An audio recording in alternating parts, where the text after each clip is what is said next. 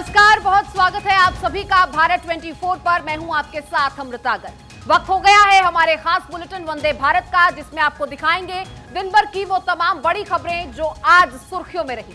देश प्रदेश से लेकर दुनिया की हर बड़ी हलचल। अगले 1 घंटे में कोई भी बड़ी खबर आपसे छूटेगी नहीं। मतलब ये बुलेटिन आपने देख लिया तो समझ लीजिए दिन भर की पूरी खबरों से आप अपडेट होंगे। तो चलिए बिना रुके शुरू करते हैं खबरों का सिलसिला और दिखाते हैं आपको इंडिया टू इंटरनेशनल पूरा हाल वंदे भारत में।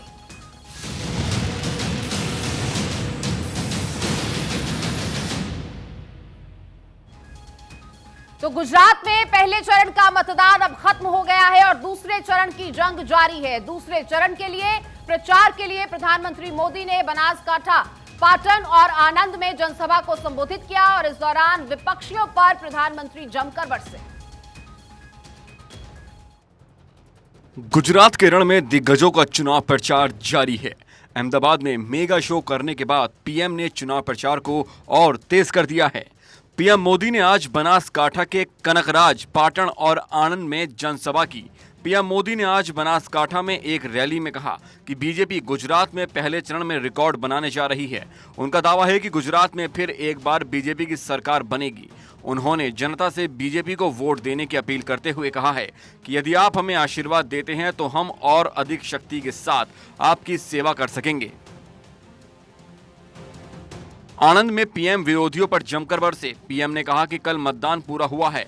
कांग्रेस चुनाव के पहले बोलना शुरू कर देती है कि ईवीएम खराब है, उसमें गड़बड़ है। पूरे चुनाव में मोदी को गाली देनी और चुनाव के वक्त ईवीएम को गाली देना कांग्रेस का काम है। महाराजे लोगों मैंने रिपोर्टिंग करता हुआ फीडबैक आपता हुआ प्रवास पहला એ મારી ટીમે અધ્યયન કર્યું અને સરદાર સાહેબનું આટલું મોટું વ્યક્તિત્વ જો હું અહીંયા ન આવ્યો હોત તો મારું ધ્યાન જ ન ગયું હોત અને હું તો મારું માથું ગર્વથી ભરાઈ ગયું કે આવો મહાપુરુષ આ પૃથ્વી પર થયો હતો। સરદાર સાહેબના આટલા વખાણ यूएन सेक्रेटरी जनरल मारी सामे कर्या भाई। पाटन में जनसभा को संबोधित करने के दौरान पीएम ने पुरानी यादें ताजा की। कोई कांग्रेस नो नेता आवे एक प्रश्न पूछो, क्या सरदार वल्लभ भाई पटेल कांग्रेस में था? पहलो प्रश्न पूछो। पछी एमने पूछो, क्या सरदार साहेबे देश ने एक करवानुं काम कर्યું तो? बीजो प्रश्न पूछो। અને પછી ત્રીજો પ્રશ્ન પૂછો કે સરદાર સાહેબનું સરદાર સરોવર ડેમ પર દુનિયાનું સૌથી મોટું સ્મારક બન્યું છે, તમે કોઈ વાર જઈ આવ્યા ખરા? ત્યાં પગે લાગી આયા? पीएम मोदी ने कांग्रेस पर सरदार पटेल के अपमान करने का आरोप लगाया। पीएम ने कहा कि सरदार पटेल ने भारत को एक किया था, उनके बारे में कांग्रेस के नेताओं से सवाल पूछना चाहिए। कांग्रेस पार्टी ने सरदार पटेल का अपमान किया। लोगों से पीएम ने कहा कि कांग्रेस को आप सजा दीजिए।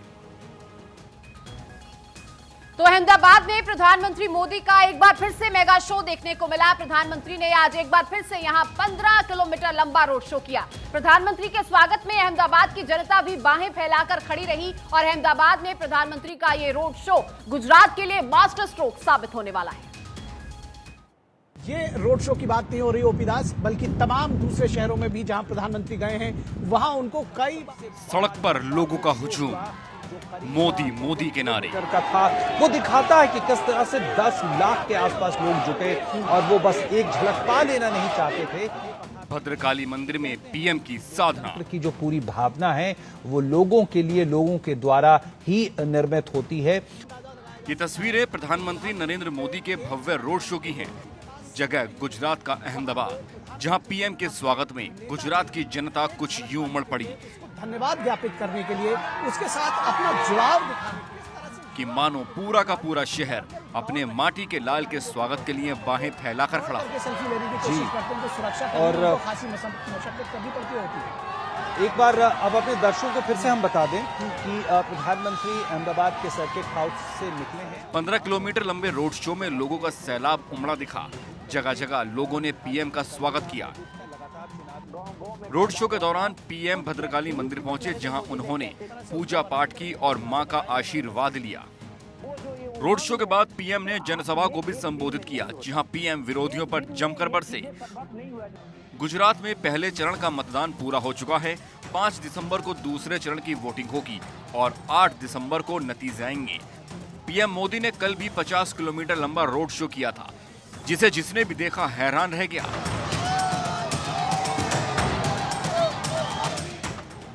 वहीं आज एक बार फिर पीएम ने रोड शो के जरिए बीजेपी की जीत की राह को और आसान कर दिया है।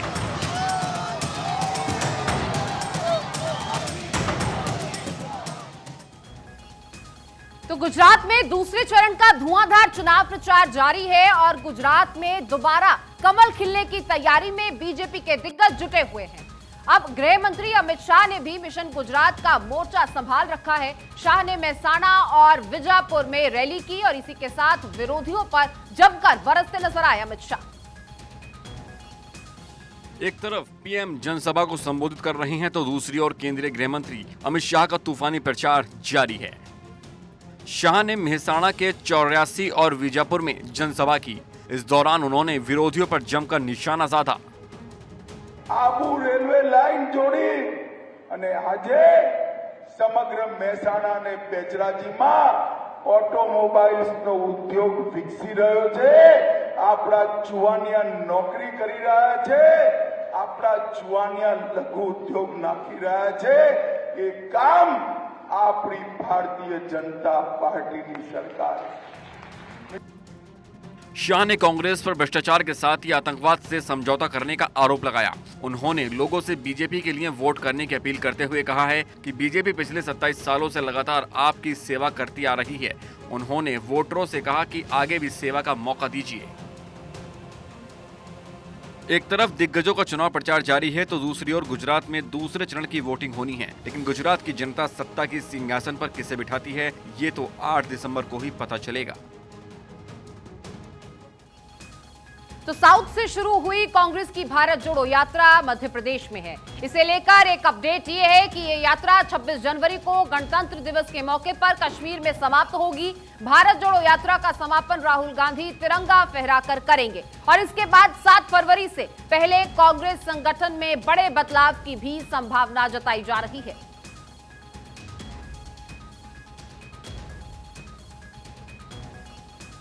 अब कांग्रेस का अस्तित्व बचाने के लिए राहुल गांधी भारत जोड़ो यात्रा कर रहे हैं और इसके लिए शुरू होने से अब तक कई विवाद भी जुड़े। विरोधी इस यात्रा को दिखावा बता रहे हैं। बीजेपी आईटी सेल के हेड अमित मालवीय ने राहुल गांधी की एक फोटो ट्वीट कर उनको ढोंगी हिंदू बताया है।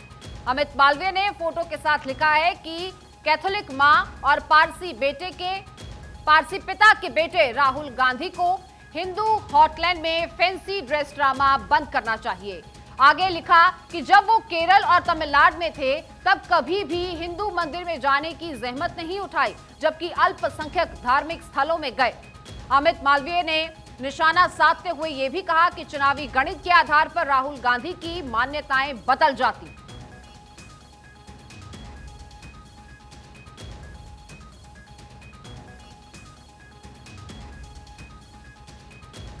तो भारत जोड़ो यात्रा की जब मध्य प्रदेश में एंट्री हुई तो राहुल गांधी कई तस्वीरों के जरिए सामने आए जिसमें वो पारंपरिक हिंदू पोशाक में नजर आए। इसे लेकर बीजेपी ने कहा है कि जब राहुल गांधी केरल और तमिलनाडु में थे तब तो उनका ये रूप नहीं दिखा, लेकिन जैसे ही उनकी यात्रा मध्य प्रदेश पहुंची तो उनका रूप, रंग, पहनावा सब कुछ बदल जाता है। तो आपको भी बताते हैं कि क्यों बीजेपी को राहुल गांधी ढोंगी नजर आते हैं।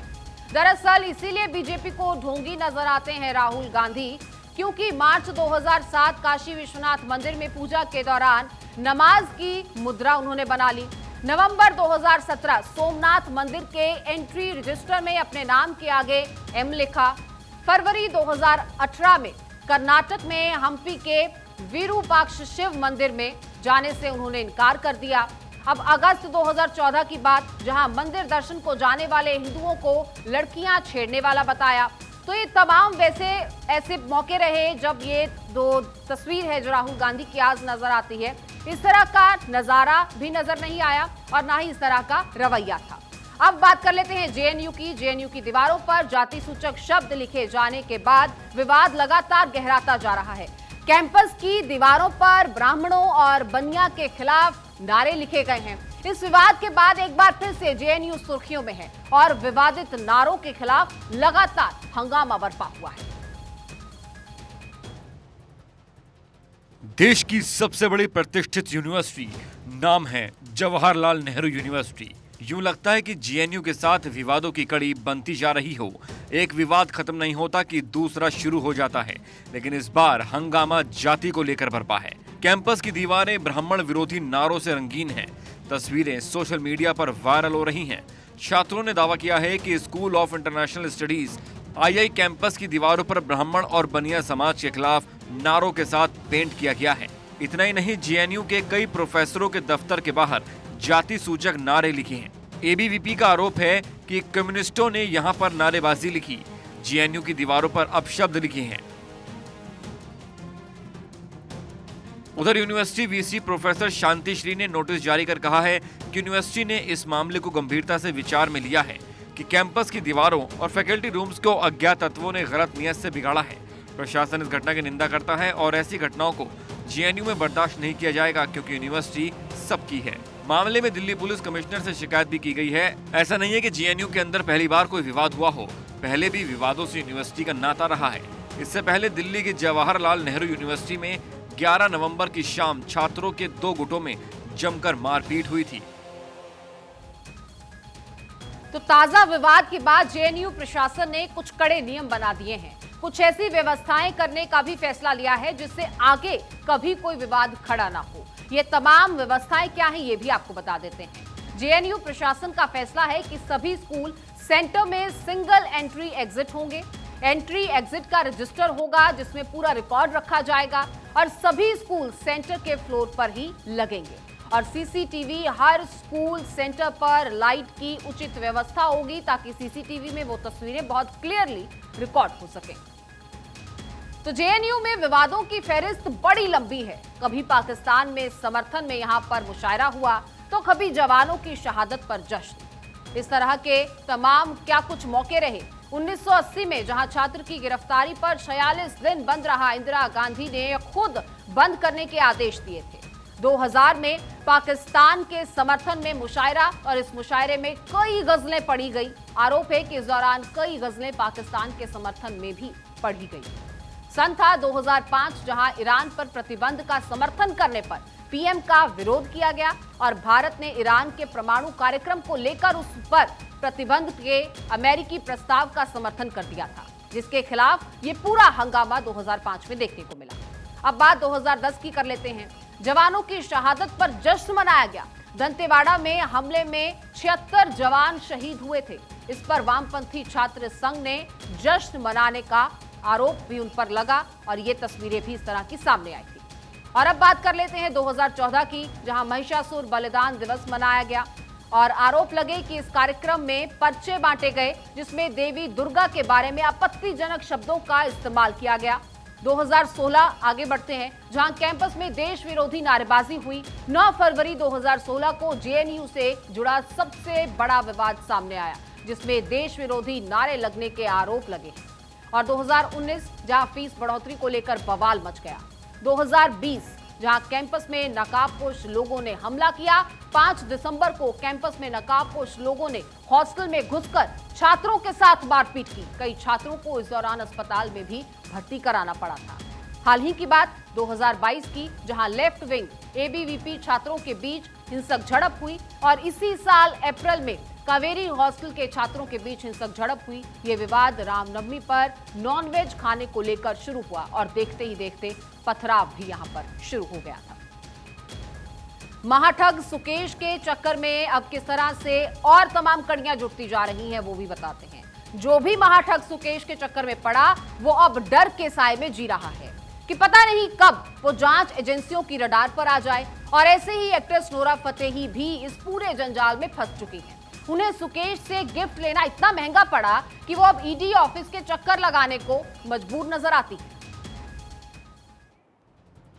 महाठग सुकेश 200 करोड़ की ठगी के आरोप में जेल में बंद है, जहां से वो एक के बाद एक लेटर बम फोड़कर केजरीवाल ब्रिगेड की नींद हराम किए हुए हैं। महाठग की हसीना ब्रिगेड भी परेशान है क्योंकि उन्हें जांच एजेंसियों के चक्कर लगाने पड़ रहे हैं। सुकेश ने बॉलीवुड की हसीनाओं पर डोरे डालने के लिए उन्हें महंगे महंगे गिफ्ट दिए। ये गिफ्ट अब इन हसीनाओं को डरा रहे हैं, उनके जी का जंजाल बने हुए हैं। महाठग की हसीना ब्रिगेड अब अफ्रेड है। जैकलिन के बाद नोरा फतेही भी ईडी की पूछताछ के घेरे में है। नोरा को भी डर है कि वो बोले तो क्या बोले, कहे तो क्या कहे। ईडी ने नोरा को पूछताछ के लिए बुलाया, जिसके बाद वो दिल्ली में ईडी के दफ्तर पर पहुंची, जहां उनसे सुकेश चंद्रशेखर मामले में पूछताछ की गई। नोरा से इस मामले में पहले भी पूछताछ हो चुकी है।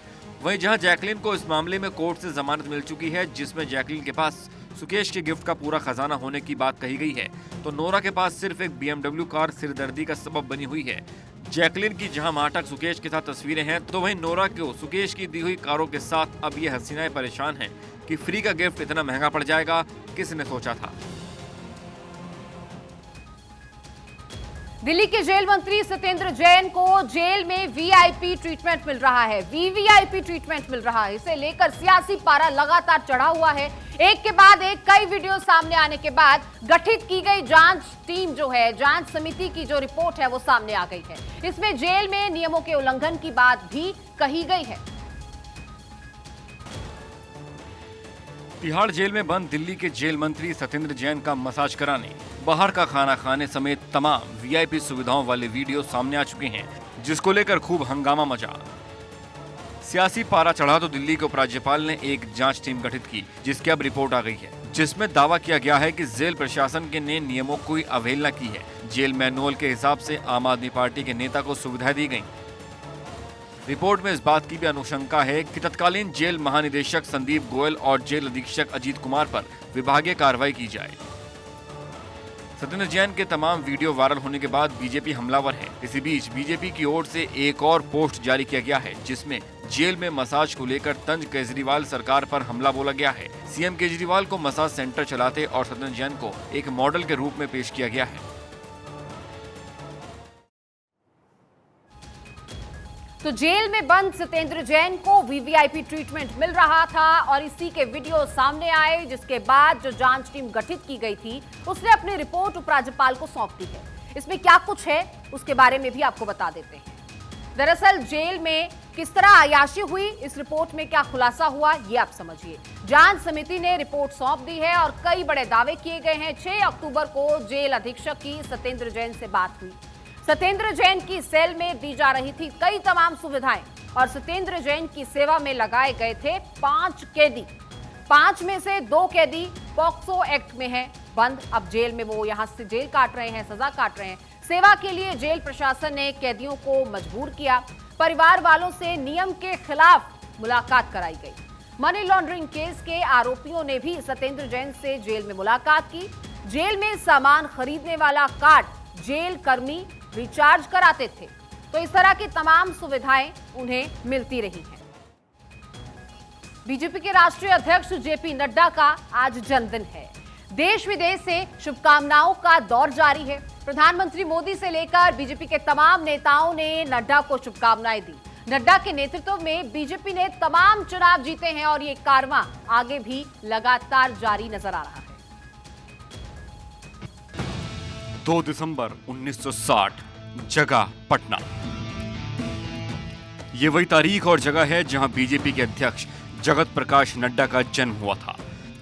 तब शायद किसी को इल्म न हो कि पटना में पैदा हुआ ये लड़का एक दिन विश्व की सबसे बड़ी पार्टी का अध्यक्ष बनेगा। JP नड्डा के जन्मदिन पर बधाइयों का सिलसिला लगातार जारी है। PM मोदी ने JP नड्डा को उनके जन्मदिन पर बधाई दी। PM ने कहा कि उन्होंने अपने नेतृत्व क्षमता से सत्ताधारी दल में नया जोश और नई ऊर्जा भरने का काम किया है।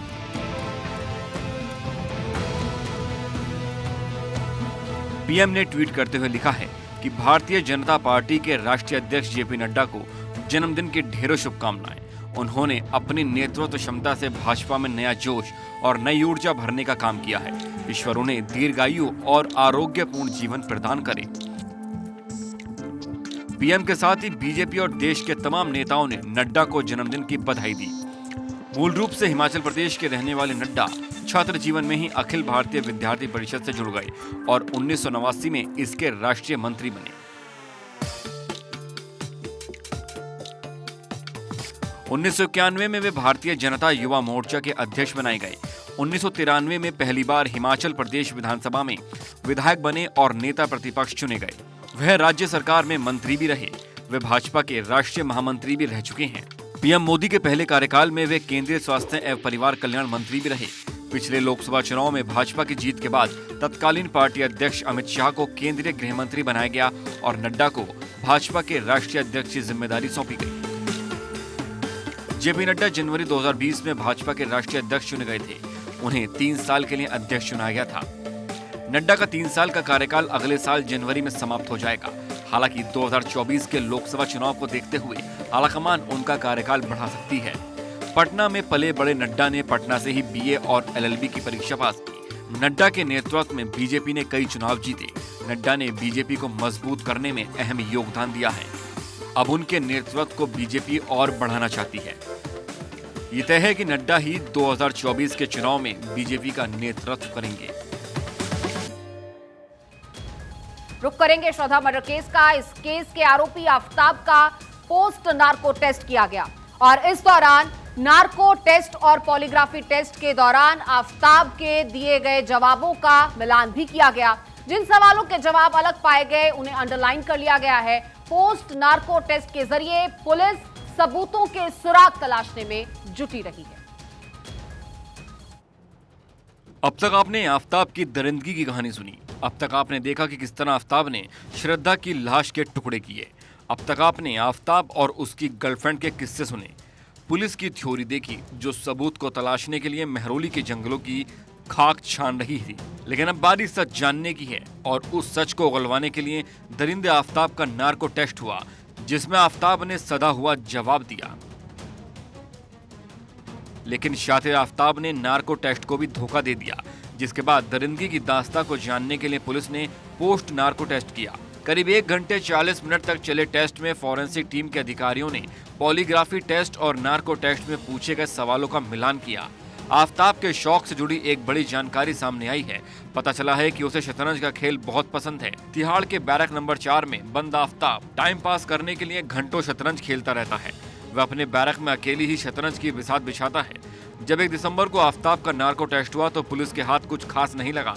जानकारी के मुताबिक नार्को टेस्ट के दौरान भी उसने कुछ नहीं बताया और जो कुछ अब तक पुलिस के सामने वो बोलता रहा वही उसने नार्को टेस्ट में भी कहा। नार्को टेस्ट में आफ्ताब ने हत्या की बात कबूली है। नार्को टेस्ट के दौरान आफ्ताब से जब पूछा गया कि श्रद्धा का फोन कहाँ है तो आफ्ताब ने जवाब दिया कि उसने फोन को कहीं फेंक दिया था। आफ्ताब ने यह भी माना है कि उसने गुस्से में आकर श्रद्धा की हत्या की थी। नार्को टेस्ट में श्रद्धा के शव के टुकड़े करने की बात कबूली, आरी के इस्तेमाल की बात कबूली है। वहीं उसने ये भी बताया कि हत्या की वारदात को उसने अकेले ही अंजाम दिया है। पुलिस के सामने आफ्ताब भले ही गुनाहों को कबूल रहा हो, भले ही वो हत्या की बात को मान रहा हो, लेकिन नार्को टेस्ट की बात अदालत सीधे नहीं मान लेती। आफ्ताब ने जो बोला है वो बस एक कड़ी है जिससे पुलिस को अब सबूतों के साथ कनेक्ट करना है। तो सूत्रों से पता चला है कि पोस्ट नार्को टेस्ट के दौरान आफ्ताब ने दिल्ली पुलिस के सामने कई बड़े खुलासे किए और आफ्ताब ने बताया है कि श्रद्धा के शव के टुकड़े करने के लिए उसने चाइनीज चॉपर का इस्तेमाल किया था। आफ्ताब ने कबूल किया है कि उसने जिस आरी से श्रद्धा के शव को काटा था उस आरी को भी गुरुग्राम में अपने दफ्तर के पास झाड़ियों में कहीं उसने फेंक दिया। श्रद्धा के सिर को महरौली के जंगलों में ही उसने फेंका था। श्रद्धा के फोन को मुंबई में समुद्र में फेंक दिया था, जो अभी तक दिल्ली पुलिस बरामद नहीं कर पाई है। आफ्ताब ने अपने इस टेस्ट के दौरान, नार्को टेस्ट के दौरान, पोस्ट नार्को टेस्ट के दौरान सभी सवालों के जवाब बिल्कुल एक जैसे से दिए हैं और अब दिल्ली पुलिस श्रद्धा हत्याकांड में जल्द से जल्द कोर्ट में चार्जशीट दाखिल करेगी। हालांकि दिल्ली पुलिस के पास चार्जशीट कोर्ट में दाखिल करने के लिए अभी 90 दिन होते हैं। तो ये पूरा मामला दिन ब दिन और परत दर परत खुलता जा रहा है। और अब आगे बढ़ेंगे बात शाहरुख खान की, जिनका मक्का पहुंचने पर उम्रा करने का एक वीडियो वायरल हो रहा है, जिसमें वो अलग पोशाक में नजर आ रहे हैं और लोगों से घिरे हुए नजर आ रहे हैं। तस्वीरें आप देखिए।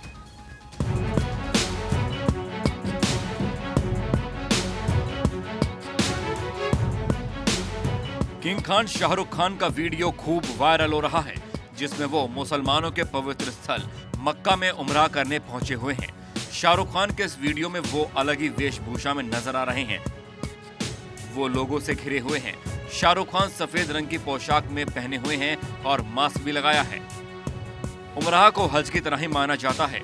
हज के लिए एक निश्चित समय होता है, लेकिन उमराह को कभी भी किया जा सकता है। शाहरुख खान ने हाल ही में सऊदी अरब में फिल्म डंकी की शूटिंग कंप्लीट की है। उसी के बाद वो उमराह करने पहुंच गए। डंकी फिल्म की शूटिंग के बारे में शाहरुख खान ने खुद एक वीडियो पोस्ट कर इसकी जानकारी दी थी। सिद्धू मूसेवाला की बात कर लेते हैं। इस हत्याकांड का मास्टरमाइंड गोल्डी बराड यूएस में गिरफ्तार किया गया है। गोल्डी बराड गिरफ्तार हो चुका है और कनाडा से भागकर कैलिफोर्निया गए इस गैंगस्टर को एफबीआई ने स्पॉट किया और उसके बाद इसे डिटेन कर लिया गया है। अब इसकी जानकारी भारतीय अधिकारियों को भी दे दी गई है। पंजाबी सिंगर सिद्धू मूसेवाला की हत्या का मास्टरमाइंड गोल्डी बराड अमेरिका के कैलिफोर्निया में गिरफ्तार कर लिया गया है।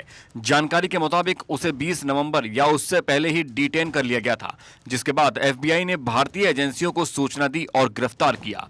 पहले ही सुरक्षा एजेंसियों के हत्याचरा लॉरेंस बिश्नोई कॉलेज टाइम से गोल्डी बराड का दोस्त है। उससे भी मामले में कई बार पूछताछ हो चुकी है। गोल्डी बराड ने ही सिद्धू मूसेवाला की हत्या की सुपारी ली थी, जिसकी गिरफ्तारी के बाद अब उसे भारत लाने की तैयारी तेज हो गई है। जबकि गोल्डी बराड ने अमेरिका से राजनीतिक शरण मांगी है। गोल्डी ने अपने वकील के जरिए इसके लिए अर्जी दी है।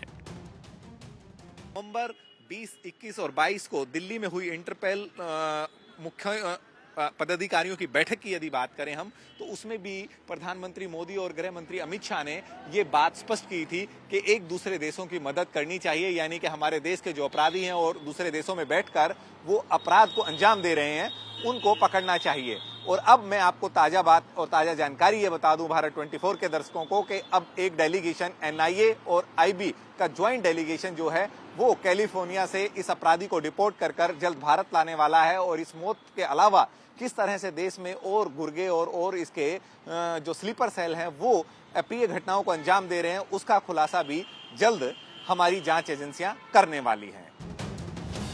सिद्धू मूसेवाला की हत्या के मुख्य आरोपी की गिरफ्तारी के बाद पंजाब में श्रेय लेने की राजनीति हो रही है। पंजाब के मुख्यमंत्री भगवंत मान ने जल्द गैंगस्टर कल्चर खत्म करने की बात कही है और कहा है कि सरकार लगातार अमेरिका के संपर्क में है। जल्द ही बराड को भारत लाया जाएगा। जिसके बाद शिरोमणि अकाली दल ने कहा है कि गोल्डी बराड को इंटरपोल ने गिरफ्तार किया है। उसकी गिरफ्तारी में पंजाब पुलिस का कोई योगदान नहीं है। बहुत से गैंगस्टर पकड़े गए और अभी आज सुबह की न्यूज़ है, जो कि कंफर्म न्यूज़ है, मैं being a head of state ये बता रहा हूँ कि जो कनाडा में एक बहुत बड़ा गैंगस्टर बैठा था, जो सब गैर सामाजिक कार्रवाइयाँ करवा रहा था, पैसे भेज रहा था या कुछ भी, गोल्डी बराड, उसको अमेरिका में डिटेन कर लिया गया है। हम पंजाब की सोशल बॉन्डिंग को टूटने नहीं देंगे। पंजाब की सोशल बॉन्डिंग इतनी मजबूत है, इसको तोड़ने की बहुत बार कोशिश की गई है दुश्मनों द्वारा, नहीं टूटेगी। ये बात स्पष्ट है कि जो इंटरपोल ने है उसको कैलिफोर्निया में उसकी मूवमेंट देके उसको डिटेन किया है और पंजाब पुलिस या इंडिया की पुलिस का अभी तक कोई इसमें रोल नहीं है। वो लिस्ट अनलिस्ट किया हुआ था, डिक्लेयर किया था गैंगस्टर, और उसका जो नोटिस किया हुआ था उसकी वजह से उधर पकड़ लिया है। और मैं ये कहना चाहता हूँ कि इसको अभी सेलिब्रेट करने की कोई बात नहीं, उसकी इन्वेस्टिगेशन होनी चाहिए। जो सब कुछ बात जब सामने आएगी फिर करना चाहिए। ये पॉलिटिकल गेम खेल रहे हैं ना जो मुख्यमंत्री जी, उसको गुजरात में अनाउंस करके क्रेडिट लेना चाहते हैं। उनको तो मुख्यमंत्री जी को ये सोचना चाहिए कि उनसे तो भाग गया था इनका एक मुलजम। तो 22 मई को सिद्धू मूसेवाला की 30 गोलियां मारकर हत्या कर दी गई थी। इसके बाद जांच एजेंसियों को लॉरेंस बिश्नोई गैंग का हाथ होने का पता चला और जांच आगे बढ़ी तो इसके बाद गोल्डी बराड का नाम सामने आया और यह भी पता चला कि उसने ही इस हत्या की साजिश रची। 2 दिन पहले ही सिद्धू मूसेवाला के पिता ने हत्यारों को पकड़ने वाले को 2 करोड़ इनाम देने का ऐलान किया था और अब गोल्डी बराड अमेरिका में गिरफ्तार हो चुका है। तो गैंगस्टर गोल्डी बराड़ की गिरफ्तारी हो चुकी है। अब इंतजार है उसको भारत लाए जाने का और इस पूरे मामले में इंसाफ बढ़ने का। आपको बता दें, इस पूरे मामले में उसको गिरफ्तार किया गया है। 2017 से ही कनाडा में रह रहा था गोल्डी बराड़, जिसकी लगातार गिरफ्तारी के इस पूरे मामले में मांग उठ रही थी। हत्या की साजिश, रंगदारी जैसे तमाम संगीन केस गोल्डी बराड़ के खिलाफ पहले से दर्ज हैं। गोल्डी बराड़ और लॉरेंस बिश्नोई कॉलेज के समय से दोस्त हैं, पुराने साथी हैं और अब क्राइम पार्टनर्स भी। और इसी पूरे मामले में दोनों की साझेदारी रही है। कनाडा में रहते हुए सिद्धू मूसेवाला की हत्या की साजिश भी गोल्डी बराड़ द्वारा ही रची गई थी। मूसेवाला के तमाम प्रशंसकों से कनाडा में जान का खतरा भी इसे था और अब कनाडा में रिवॉल्वर गैंग भी मजबूत हो रहा था, इसीलिए ये फिर यूएस भाग गया, जहां से इसकी गिरफ्तारी कैलिफोर्निया से की गई है। 20 नवंबर को एफबीआई ने गोल्डी बराड़ को कैलिफोर्निया में स्पॉट कर लिया था और उसके बाद से ही लगातार इसका पीछा जारी था और 22 नवंबर को एफबीआई ने गोल्डी बराड़ को पूछताछ के लिए भी बुलाया था। तो लगातार पूछताछ भी हुई और पूछताछ की जानकारी एफबीआई ने भारतीय अधिकारियों को भी दे दी थी। 30 नवंबर को गोल्डी बराड़ को एफबीआई ने डिटेन कर लिया था और इसके बाद से ही ये पूरा मामला अब सामने आया है और इंतजार लगातार किया जा रहा है भारत उसके वापस आने का। और अब बात कर लेते हैं चुनावों की, क्योंकि चुनावी सीजन भी है। यूपी में उपचुनाव की जंग काफी तेज है। ये उपचुनाव की लड़ाई अखिलेश के नाक की लड़ाई बन गई है। विरासत बचाने की बेचैनी इतनी ज्यादा है कि अखिलेश यादव कभी सीएम योगी को बदले की धमकी तक दे देते हैं, तो कभी डिप्टी सीएम केशव प्रसाद मौर्य को सीएम बनाने का खुलेआम ऑफर दे रहे हैं। विकास की बात वे भी करेंगे, विकास की बात हम भी कर रहे हैं, लेकिन उनके लिए अपना परिवार का विकास ही सबका विकास मान लिया गया और हमने कहा सबका साथ और सबका विकास। अब हम लोगों को इतना मजबूत मत बनाओ, इतना कठोर मत बनाओ कि अगर हम लोग सरकार में आ जाएं तो आपके खिलाफ भी वही कार्रवाई करें जो आज कार्रवाई की गई है।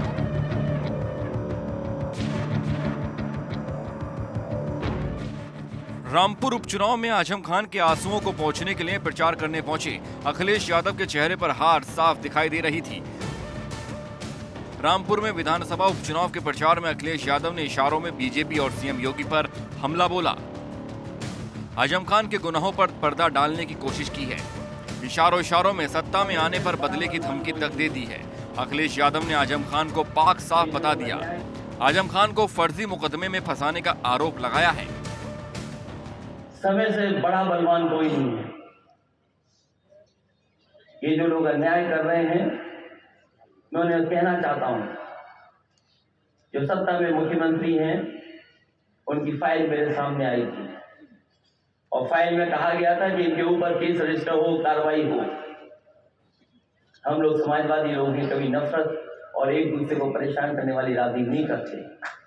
हम लोगों ने फाइल भी वापस कर दी थी और ये बात अगर गलत है अधिकारियों से पूछ लें सरकार के लोग। कल अखिलेश की बारी थी तो आज सीएम योगी की बारी थी। कल अखिलेश रामपुर से सीएम योगी को बदलने की चेतावनी दे रहे थे तो आज रामपुर से सीएम योगी ने दो टूक कह दिया कि अपराधियों पर कानून का डंडा चलेगा, बुलडोजर तो दौड़ेगा, हर किसी के गुनाहों का हिसाब भी होगा।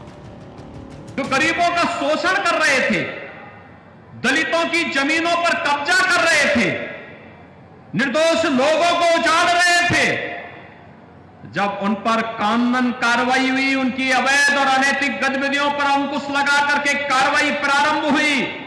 अब फर्जी दस्तावेज आप जमा करोगे तो कार्रवाई तो होनी है, होनी की नहीं होनी है।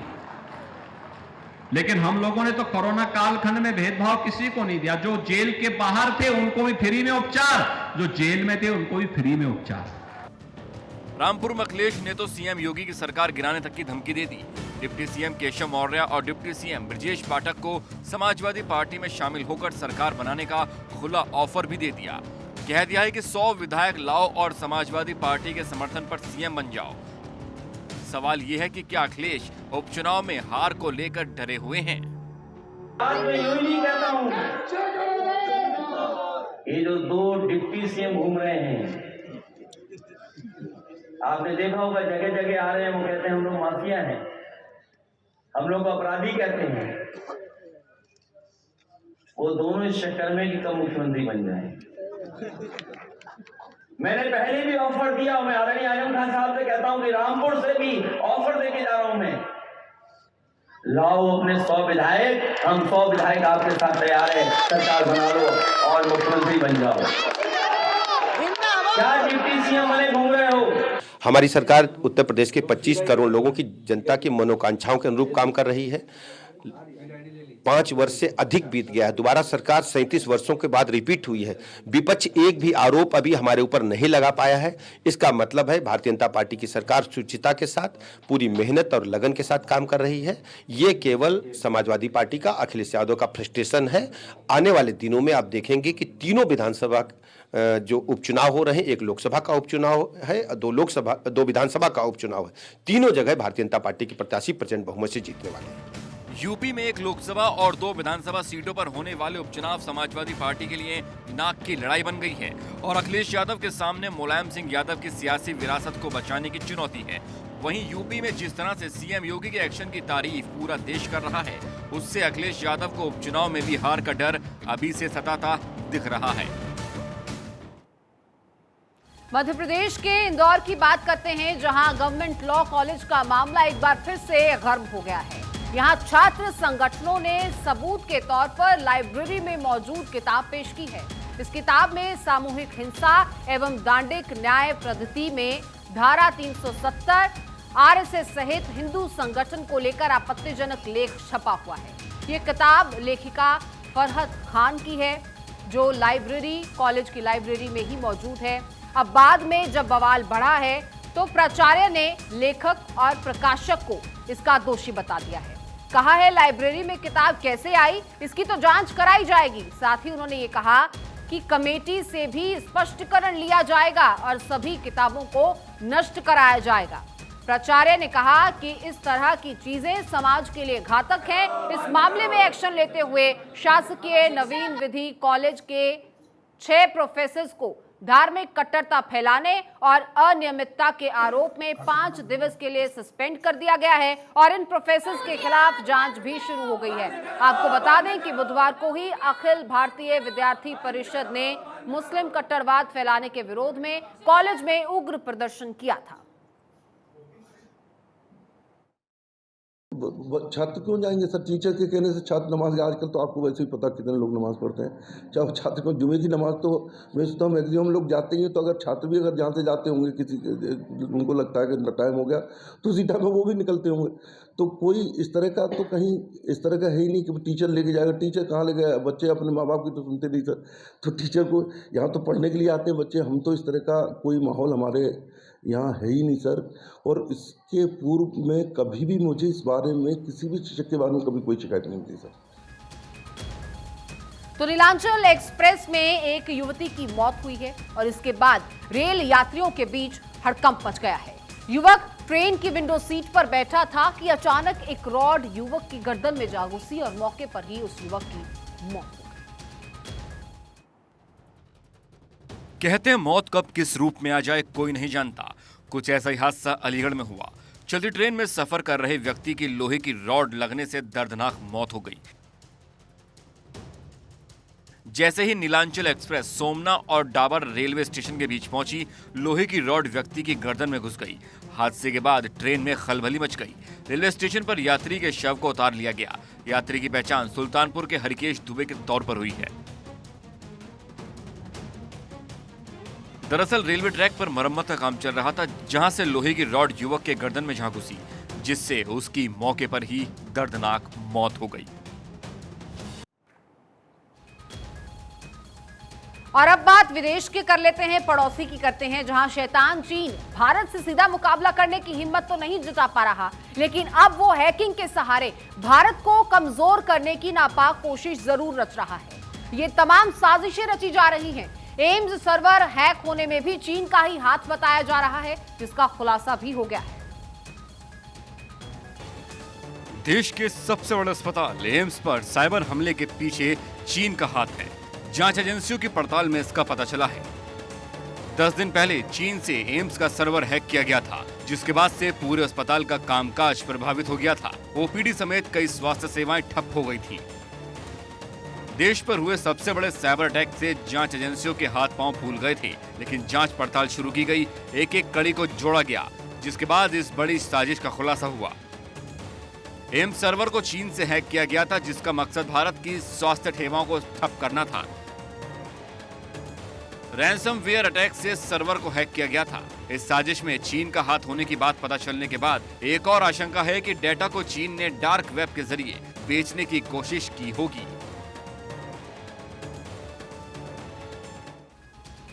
और अब बात दूसरे पड़ोसी की। पाकिस्तान के विदेश मंत्री बिलावल भुट्टो का एक बयान अब पाकिस्तान में सेना और सत्ता में टकराव की वजह बन गया है। उन्होंने अपनी पार्टी की स्थापना दिवस यानी 1971 युद्ध की हार का ठिकरा सेना पर फोड़ा, जिसके बाद हंगामा मच गया है। आतंक को बढ़ावा देने वाला पाकिस्तान इन दिनों चौतरफा घिरा हुआ है। अंतर्राष्ट्रीय बेइज्जती हो रही है, पूरे पाकिस्तान में भूखमरी फैली हुई है और अब टीटीपी ने भी हमला करना शुरू कर दिया है। तमाम परेशानियों से जूझ रहे पाकिस्तान में वहीं के विदेश मंत्री बिलावल भुट्टो ने एक और मुसीबत में धकेल दिया है। बिलावल भुट्टो ने 71 युद्ध भारत से हारने का ठिकरा सैन्य विफलता को बताया, जिसके बाद अब सत्ता और सेना में टकराव बढ़ने की उम्मीद है। बिलावल भुट्टो ने कहा है कि पाकिस्तान की हार और बांग्लादेश के अलग होने के लिए सेना को जिम्मेदार ठहराया, जिसके बाद हंगामा मच गया। पूर्व सैनिक प्रमुख बाजवा ने तुरंत बिलावल की बात को नकारते हुए कहा है कि ये राजनीतिक चूक थी। बिलावल ने अपनी पार्टी पाकिस्तान पीपल्स पार्टी के 55वें स्थापना दिवस पर कही थी, जिसके बाद अब सेना और सत्ता में टकराव तय माना जा रहा है। अगर ऐसा हुआ तो पाकिस्तान और गर्त में चला जाएगा। पाकिस्तान रूस से सस्ता तेल खरीदने गया था, लेकिन रूस ने उसकी फजीहत करके उसे वापस भेज दिया। अब रूस ने कहा कि पहले पाइपलाइन बनाओ, फिर तेल के लिए आना। भारत की तरह सस्ता तेल खरीदने रूस के पास गए पाकिस्तान को रूस ने वापस का रास्ता दिखा दिया और फजीहत भी कर डाली। रूस से 30 से 40% छूट पर पाकिस्तान क्रूड ऑयल चाहता था, जिसके लिए उसने अपना एक प्रतिनिधिमंडल रूस भेजा, लेकिन रूस ने यह कहते हुए पाकिस्तान को तेल बेचने से इनकार कर दिया है कि वो इस समय सस्ता तेल नहीं दे सकता, क्योंकि उसने पहले से ही कुछ देशों को कमिटमेंट कर दी है। रूस ने कहा कि अगर पाकिस्तान को तेल चाहिए तो उसे इस समय के अंतर्राष्ट्रीय कीमतों के हिसाब से ही मिलेगा। रूस ने पाकिस्तान को तेल तो नहीं दिया, लेकिन ये कहते हुए फजीहत कर दी है कि पहले पाकिस्तान स्ट्रीम गैस पाइपलाइन वाले वादे को पूरा करे और कराची से लाहौर तक पाइपलाइन डाले। इससे पहले पाकिस्तान के वित्त मंत्री इशाक डार ने कहा था कि वो भी रूस से सस्ता क्रूड ऑयल खरीदेंगे। अमेरिका उन्हें रूस से सस्ता तेल खरीदने से नहीं रोक सकता है। उधर बेयर ग्रिल्स इन दोनों यूक्रेन की यात्रा पर हैं, जहां वो करीब एक हफ्ते रहने वाले हैं और इस दौरान वो यूक्रेन के हालात और जेलेंस्की की सर्वाइवल स्किल्स को दिखाएंगे, जिसे बाद में टेलीकास्ट किया जाएगा। दुनिया भर में मशहूर मैन वर्सेस वाइल्ड के होल्ड बेयर ग्रिल्स इन दिनों यूक्रेन में हैं। युद्ध से यूक्रेन के बदले हालात, वहां रह रहे लोगों और जेलेंस्की की सर्वाइवल स्किल्स को बेयर ग्रिल दिखाना चाहते हैं। ग्रिल्स ने सोशल मीडिया पर जेलेंस्की के साथ कुछ फोटो शेयर किए और एक नोट भी लिखा। ग्रिल्स ने अपनी पोस्ट में लिखा है कि इस हफ्ते यूक्रेन की राजधानी कीव की यात्रा करने और राष्ट्रपति जेलेंस्की के साथ समय बिताने का सौभाग्य मिला। ये खास पल है। यूक्रेन में ठंड आ चुकी है, बर्फबारी हो रही है, टेम्परेचर माइनस में पहुंच गया है, इंफ्रास्ट्रक्चर तबाह हो चुका है, लोगों के सामने कई परेशानियां हैं। जेलेंस्की हमेशा अपने नागरिकों की मदद करने के लिए खड़े हैं। इस शो के जरिए लोग जेलेंस्की का वो चेहरा देखेंगे जो उन्होंने कभी नहीं देखा होगा। मैं दिखाना चाहता हूं कि यूक्रेन के लोग कैसे जंग से उबर रहे हैं। ग्रिल्स अपने नए show but got so much more की शूटिंग के लिए एक हफ्ते कीव में रहने वाले हैं और वो वहां पर आम नागरिकों के साथ साथ राष्ट्रपति जेलेंस्की के साथ शूटिंग करेंगे, जिसे आने वाले दिनों में दिखने को मिलेगा। बेयर ग्रिल्स पीएम मोदी के साथ भी एक एपिसोड कर चुके हैं। मैन वर्सेस वाइल्ड का यह एपिसोड 12 अगस्त 2019 को टेलीकास्ट हुआ था। कोरोना महामारी के दौरान ब्रेक के बाद अब एक बार फिर से अरबपतियों का देश छोड़ने का सिलसिला शुरू हो चुका है। ये न सिर्फ भारत बल्कि दूसरे देशों में भी हो रहा है। भारत में 2020 के मुकाबले इस बार 8% ज्यादा अमीरों ने देश छोड़ा और दूसरे देश जाकर बस गए हैं। Migration consultancy firm Henley and Partners की रिपोर्ट के मुताबिक देश छोड़कर जाने वालों के मामले में रूस और चीन के बाद भारत के अरबपतियों का नंबर आता है। इस साल रूस से 15,000, चीन से 10,000 अरबपति और दूसरे देश जाकर बसे हैं। और भारत के आंकड़े भी आपको बता देते हैं, ये भी आपको बताते हैं कि क्या ये भारत के लिए चिंता की बात तो नहीं है। तो देश छोड़कर जाने वाले अमीरों की गिनती क्या है, भारत के आंकड़े क्या हैं, ये अब आप समझिए। दरअसल इस साल 8,000 अरबपतियों ने देश छोड़ा है। तो क्या ये चिंता वाली बात है? 2020 में 7,000 अरबपतियों ने भारत छोड़ा। 2014 से अब तक 23,000 अमीर विदेश में जाकर बस चुके हैं। और अरबपतियों की पसंद यूएई है, ऑस्ट्रेलिया है या सिंगापुर में ये तमाम अरबपति जाकर बस जाते हैं। भारत के लिए चिंता की बात तो नहीं है। देश में कुल 3,57,000 अरबपति हैं, तो ये भारत के लिए बहुत चिंता की बात नहीं है। और बाहर जाने वाले जो अरबपति हैं वो सिर्फ 2% ही बताए जा रहे हैं। अब 2031 तक भारत में अरबपतियों की संख्या 80% तक बढ़ेगी, ये भी अनुमान है। और 2031 तक भारत दुनिया का सबसे तेजी से अमीर होने वाला देश होगा, तो ये भी अच्छी बात है। तो ऐसे में भारत की चिंताएं बहुत ज्यादा नहीं है इस बात को लेकर।